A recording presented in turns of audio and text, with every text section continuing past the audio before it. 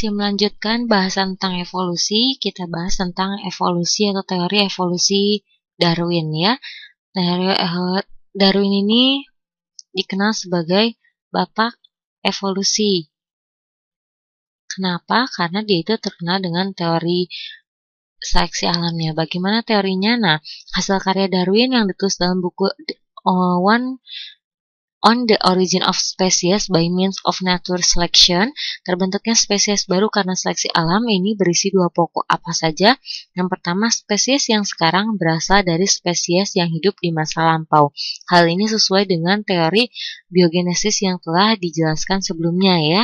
Dan yang berikutnya adalah evolusi ini terjadi melalui seleksi alam. Makanya dikenal sebagai teori evolusi Darwin atau teori seleksi alam. Nah, bagaimana dasar pemikiran dari teori evolusi Darwin ini? Ajaran Darwin tentang evolusi didasarkan pada pokok-pokok pikiran sebagai berikut. Yang pertama adalah tidak ada dua individu yang sama, adanya variasi. Jadi di dunia ini walaupun dia kembar tapi tetap saja tidak identik sama atau kita sebut sebagai adanya variasi. Yang berikut, setiap populasi cenderung bertambah banyak. Jadi semakin lama populasi itu akan semakin banyak. Nah, yang ketiganya ialah untuk berkembang biak perlu makan dan ruang yang cukup. Artinya, jika seorang itu atau organisme itu ingin bertahan hidup, maka dia itu harus memiliki punya makan dan juga ruangan yang cukup. Yang terakhir adalah bertambahnya populasi tidak berjalan terus-menerus. Lalu yang berikutnya, nah, bagaimana apa saja hal yang dilakukan oleh Darwin untuk menunjang teori evolusinya tadi? Maka dia itu melakukan yang pertama ekspedisi ke Pulau Galapagos. Nah, di Kepulauan Galapagos atau di ujung selatan Amerika Serikat ya, nah atau kepulauan lepas pantai negara Chili sekarang ini, dia menemukan adanya kura-kura raksasa dengan berat 250 kilo dan berumur hingga 250 tahun.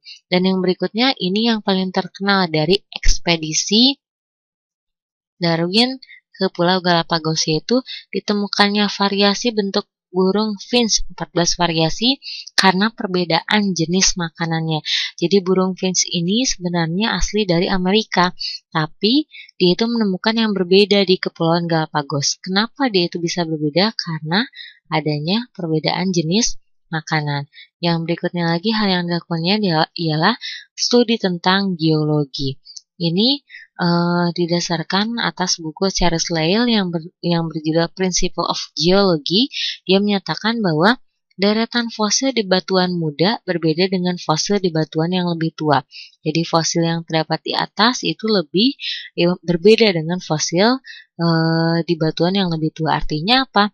Ada yang namanya perbedaan ya,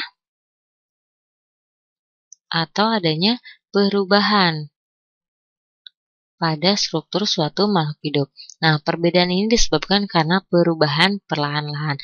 Yang terakhir ialah dia melakukan studi tentang ekonomi. Ini didasarkan pada buku Robert Malthus yang berjudul An Essay on the Principle of Population, dan dia menyatakan kenaikan jumlah penduduk lebih cepat dibandingkan dengan produksi pangan. Nah, di sini juga yang paling terkenal teori Darwin, phase teori Lamarck ya. Apa katanya? Nah, kalau Darwin dia berpendapat bahwa evolusi itu karena adanya variasi ditambah seleksi alam, atau yang kita kenal sebagai natural selection.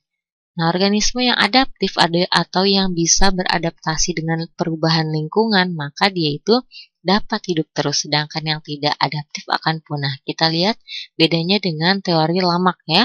Kalau teori Lamarck dia berpendapat bahwa evolusi itu adaptasi terhadap lingkungan. Jadi organ yang digunakan untuk adaptasi itu akan berubah sesuai dengan perubahan lingkungan, atau kita kenal dengan use and reuse. Organ yang digunakan akan berkembang baik, sedang yang tidak digunakan akan mereduksi. Contohnya adalah, atau Darwin menyatakan bahwa penyebab perubahan leher jerapah menjadi panjang, sekarang kan jerapah itu panjang ya, karena adanya variasi individu seleksi alam. Jadi ada jerapah leher pendek dan jerapah leher panjang. Kalau menurut Darwin, karena dia itu organisme adaptif karena tumbuhan itu tinggi-tinggi ya, sedangkan makanan jerapah itu tumbuhan, leher yang pendek ini tidak adaptif, makanya dia itu akan punah.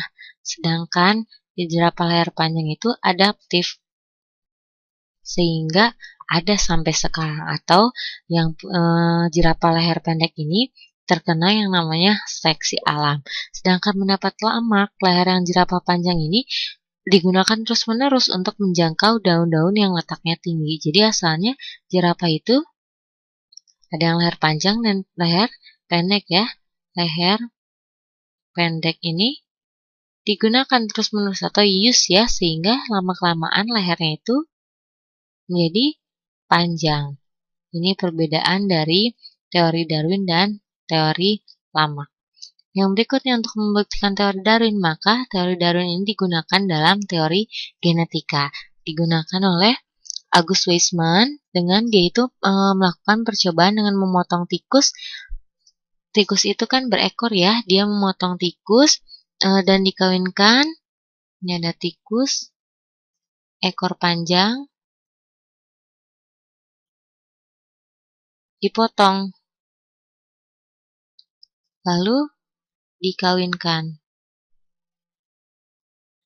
Ternyata hasil dari perkawinan ini tetap saja didapatkan lagi tikus ekor panjang. Dan hal ini terus-menerus dilakukan sampai dia itu mendapatkan 20 generasi. Kesimpulannya adalah sel-sel tubuh tidak dipengaruhi lingkungan. Maksudnya di sini mutasi atau perubahan sel-sel tubuh itu tidak dipengaruhi oleh lingkungannya. Jadi evolusi adalah seleksi terhadap faktor genetik atau evolusi menyangkut diturunkannya gen-gen melalui seleksi kelamin. Ingat ya di sini, jadi gen-gen itu yang diturunkan kepada keturunan atau perubahan evolusi itu yang diturunkan melalui seleksi kelamin. Sedangkan ini tikus ekor panjang yang dipotong itu bukan dan dikawinkan. Dan kenapa keturunannya tetap berekor panjang? Karena diturunkannya itu atau perubahannya yang terjadi itu bukan melalui seleksi sel gen-gen kelamin, tapi melalui lingkungan.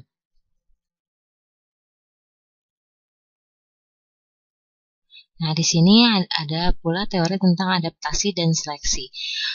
Maksudnya makhluk hidup yang adaptif terhadap lingkungan akan tetap hidup, sedangkan yang tidak adaptif akan punah. Hal ini sesuai dengan teori Darwin tadi ya, bukan dengan teori Lamarck. Nah, contohnya di sini ada biston bitularia bersayap cerah dan biston bitularia bersayap gelap. Sebelum revolusi industri, populasi biston bitularia bersayap cerah itu lebih banyak daripada yang bersayap gelap. Nah, di sini lebih sedikit ya. Kenapa? Karena sebelum revolusi industri itu udaranya bersih ya, sehingga biston bitularia bersayap cerah itu lebih bisa beradaptasi, maksudnya dia lebih tidak terlihat ya dari predatornya dibandingkan biston bitularia bersayap gelap. Tapi kita lihat di sini, sesudah revolusi industri terjadi, maka biston bitularia bersayap cerah itu populasinya berkurang, sedangkan biston bitularia bersayap gelap dia populasinya bertambah. Kenapa? Karena yang cerah ini, biston bitularia bersayap cerah ini, dia lebih terlihat oleh predator sehingga lebih cepat dimangsa, sedangkan yang bersayap gelap dia lebih bisa beradaptasi daripada biston bitularia bersayap cerah. Artinya apa? Biston bitularia bersayap gelap ini bisa menyembunyikan diri ya dari predator. Karena yang kita tahu sesudah revolusi industri ini udaranya kotor atau banyak timbul jelaga di mana-mana. Contoh yang lain adalah bakteri resisten dan bakteri tidak resisten. Ini sebelum pemberian antibiotik dan sesudah pemberian antibiotik. Bakteri resisten atau yang kuat, populasinya lebih sedikit daripada bakteri yang tidak resisten sebelum pemberian antibiotik. Sedangkan setelah pemberian antibiotik, dia lebih banyak. Kenapa? Karena dia lebih resisten atau lebih bisa bertahan dengan pemberian antibiotik, sedangkan yang tidak resisten dia akan punah dengan adanya antibiotik, atau dia itu akan dia mengalami kematian dengan pemberian antibiotik. Ini adalah contoh dari adaptasi dan seleksi.